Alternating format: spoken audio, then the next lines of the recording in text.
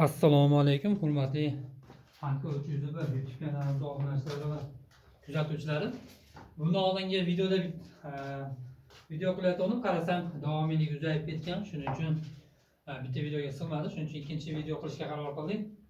Oldingi videoda ko'rganlar bu videoni ko'rib o'zgarishni bittada ya'ni biladi. Allohga shukr, mana 1 soat, 1,5 soat deganda mehnat qilib ancha quyonxonamizni ham tozalab oldik. Allohga shukr, alhamdulillah. Albatta har bir ishni o'zi bo'lmaydi, mehnat talab qiladi.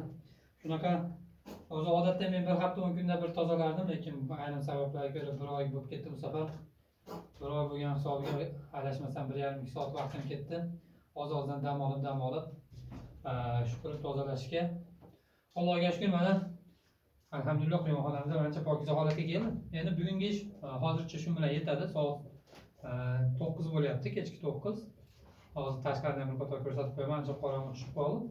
Xudo xolasa ertaga bir qator quyonni albatta kelayotganlarni yem idish, suv idishlarini bir qator yuvib, tozalab, dezinfeksiya qilib, quyonlarning holatini bir qator ko'ramiz. O'tgangi videoda aytganimdek, quyonlar sarhisob qilamiz. Hozir bu videoda sizlar bilan nechta ena quyonimiz bor? Hozirgi 15-iyul 2026-yil sanasiga, hozirgi kun hisobiga. Xo'sh, bu boshdan sanalgan bo'lsa 1 ta, 2 ta, 3 ta, 4 ta, 5 ta. Bu yoqda 6 ta. 6 ta, 7 ta ena bosh quyonim bor ekan. Hammasi ikov toza italyanskiy Lelopadan kelgan. Endi erkak quyonlarimiz. 1 ta, 2 ta erkak quyonimiz bor. Bittasi 14 oylik, bittasi 7-8 oylik bo'ldi. 3 ta ekan jami. 2 ta ikovimiz bor ekan, bitta toza Kaliforniya quyonimiz bor, pigmentlari o'ta bomba. Cherilarni orada ikkilanish bo'ldi. Musofirga chiqamiz, bir havo aylantirib kelamiz deb o'yladik. Shuni hisobini olib, issiqligini hisobga olib, 50% oshiq quyonlarni sotuvga qo'yganmiz, sotganmiz yo'lda chiroyli qilib. O'shanda Kaliforniya quyonlarimiz cherilar ketib qoldi. Mayli, nasib hozircha ikki bilan boshlab turamiz. Kaliforniya samesimiz bor. Uni yoniga yana olib kelamiz. Endi bola quyonlarimiz hozir videoda bir aylantirib ko'rsataman. Sanab ko'rsatadigan bo'lsak, mana o'zim ham ba'zida bilmayman. 5 ta bu yoqda bo'lsa, xo'sh, 1 2 3 4 5. 1 2 3 4 5. 10 ta. Bu yoqda 6 ta. 16 ta 2,5 oylik quyonim bor. Videoda bir qator sizlar bilan ko'rsatadigan bo'lsam, mana obzor qilib qo'ysak, quyonxonamizni ko'radigan bo'lsanglar, mana bu yoqlari ham ancha tiniq holatga keldi, alhamdulillah.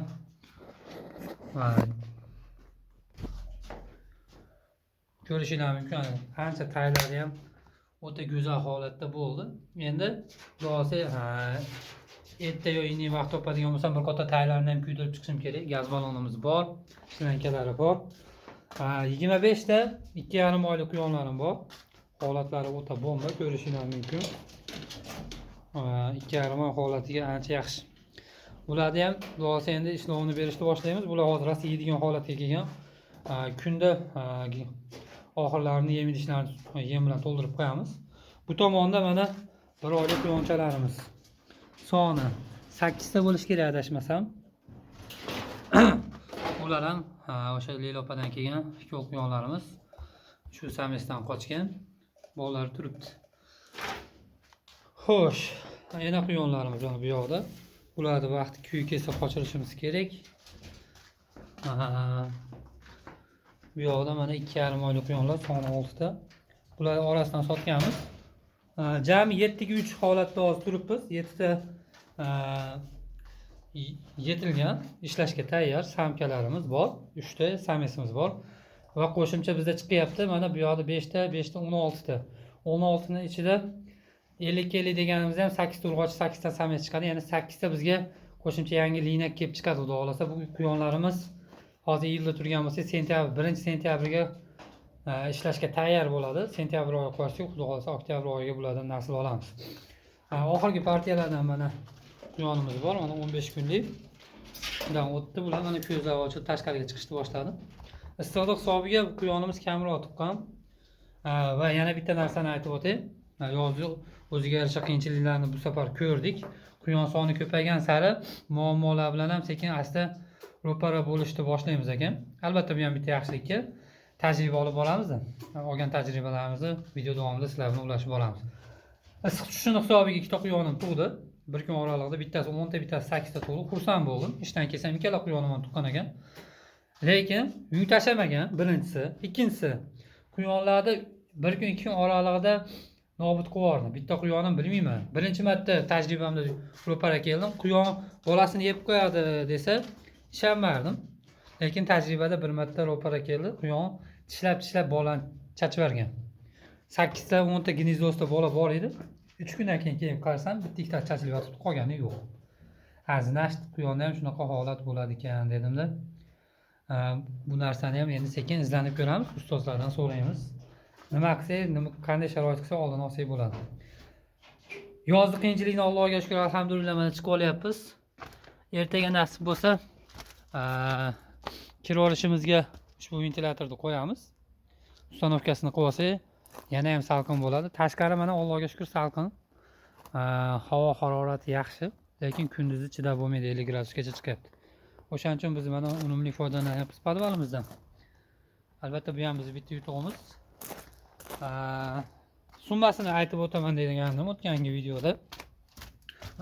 Bu iyul oyining hisobiga pashta quyon sotmadim. Nimaga deganinglarda, chunki quyonlarda o'tgan oy qo'yganlarim, ikkita quyonim bolalarini yaxshi qaramadi. 10 ta, 8 ta, jami 20 ta tuqqan bola quyonlarni yaxshi katta qilmadi. Agar ashlar katta bo'lganda yaxshiroq natija olgan bo'lardi. Endi bu ham Allohning aytgani. Har bir narsada hikmat bor, boriga shukr qilamiz. Odatda quyonxonaga qarab turasizlar, mana shunaqangi holatlar ham kuzatiladi. Suv idishda suv to'mayapti. Buni biroz qarab qo'ysanglar, mana suv idish oqish to'xtaydi.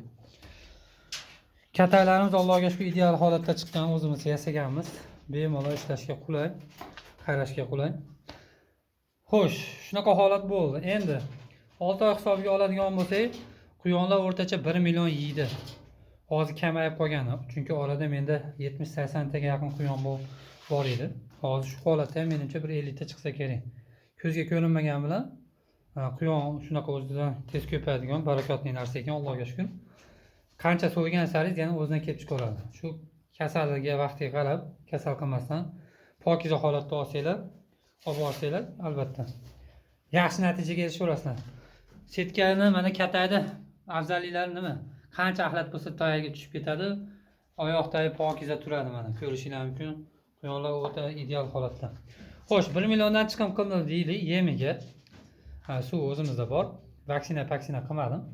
Endi orada ivermektin boshqa bu qildim. Endi gideta bo'lsa 100 ming so'm narsa. Uni hisoblamasak bo'laveradi.